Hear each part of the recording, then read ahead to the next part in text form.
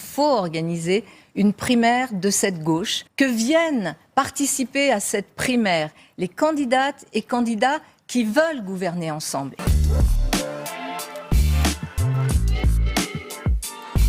Je ne participerai pas à une primaire de la gauche. C'est d'une hypocrisie totale, ces gens-là ne cherchent pas l'union mais une sortie de secours. Mais je dis que c'est pas la solution.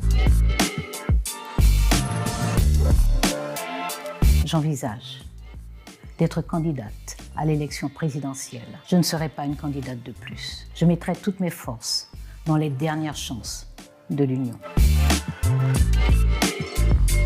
Ce qu'il faut bien comprendre, c'est que derrière cette bataille présidentielle, il y a avant tout une bataille pour le leadership de la gauche. C'est-à-dire qu'à partir du moment où en 2017, le Parti socialiste a perdu le monopole, ou en tout cas le leadership au sein de la gauche, tous les partis de la France insoumise au vert, en passant par le PS, cherchent à conquérir cette place qui permet en fait de vassaliser un petit peu les autres partis de gauche et d'être en position de force pour négocier, notamment en cas d'alliance ou en cas de second tour à la présidentielle. Donc aujourd'hui, tous les acteurs ont à peu près internalisé qu'ils n'auront probablement pas accès au second tour de la présidentielle. En revanche, ce qui compte beaucoup, c'est savoir quel score feront les uns et les autres. Est-ce que Jean-Luc Mélenchon sera devant? Est-ce que Anne Hidalgo sera devant?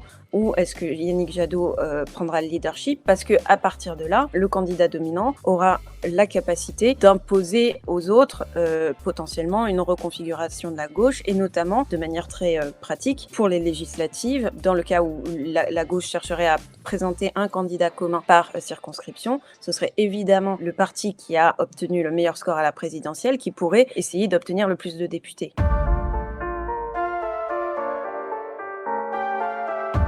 Alors, il y a beaucoup de paramètres. Il y a un premier élément qui est que, globalement, le Parti socialiste ne parvient pas à se détacher du bilan du quinquennat Hollande. C'est-à-dire que il est encore critiqué par une partie de la gauche pour avoir trahi en fait les idéaux de la gauche. Donc l'étiquette du Parti socialiste est affaiblie.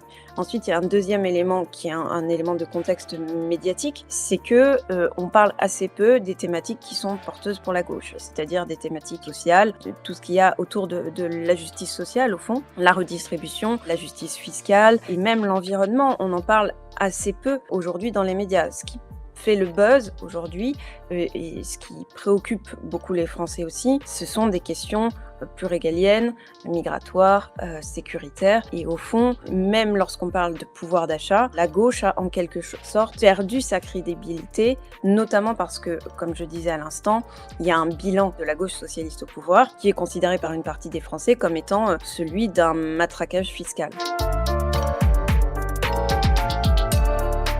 En fait, si on regarde les fondamentaux de l'ensemble des sympathisants de gauche et leurs valeurs, elles sont très convergentes sur des points qui sont essentiels. Globalement, ils ont des positions très proches sur les questions de justice sociale, les questions d'environnement. Évidemment, il y a des clivages, par exemple, sur le rôle de l'entreprise dans l'économie, ou sur le degré de redistribution qu'il faudrait opérer, ou bien encore, il y a des clivages un peu plus importants sur les questions de laïcité, par exemple, mais au fond, c'est moins en raison des divergences des segments de l'opinion qu'en raison des guerres d'ego et des intérêts partisans que la gauche n'arrive pas à se réunir et à se réconcilier aujourd'hui. Et on le voit bien dans le sondage que vous avez cité tout à l'heure. L'immense majorité des sympathisants de gauche souhaitent l'union et donc sont capables de faire des compromis et de mettre de côté certaines de leurs convictions pour trouver un candidat commun.